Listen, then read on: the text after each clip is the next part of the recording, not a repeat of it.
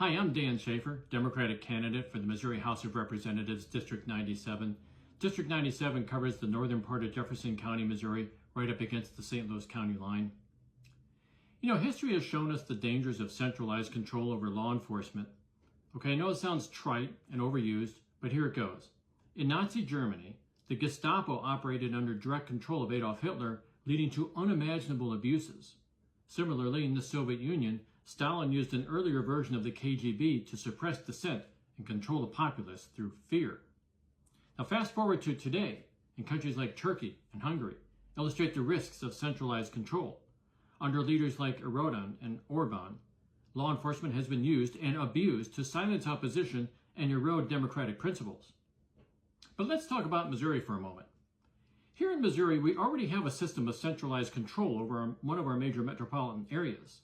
It's called the State Board of Police Commissioners.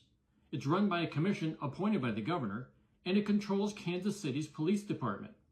Now, Kansas City is the only major city in the nation whose police department is controlled by the state. By the way, the Republicans in the state legislature are determined to bring St. Louis back under control of the Board of Police Commissioners after it broke free back in 2013. But here's my concern.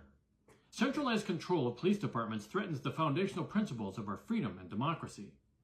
Our system of federalism is designed to prevent any single entity from having unchecked power.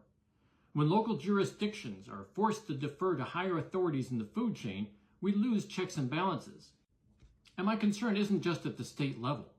Gene Hamilton's writings in Project 2025 propose using federal laws to bring charges against criminals in jurisdictions where local authorities may not be taking the proper action.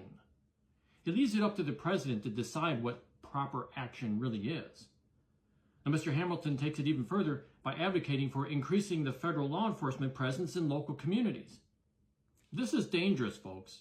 Hamilton is advocating for the construction of a federal law enforcement agency that overrides local jurisdictions, leading to a situation where local prosecutors not only live in fear of being second-guessed by federal authorities, but could in fact be prosecuted and thrown in jail for not taking the proper action. In other words, the district attorney that you voted for can be sent to jail if he or she runs afoul of federal standards set arbitrarily by the president. This directly threatens our freedom and liberty. As a nation of freedom-loving people, we must stand up and take notice.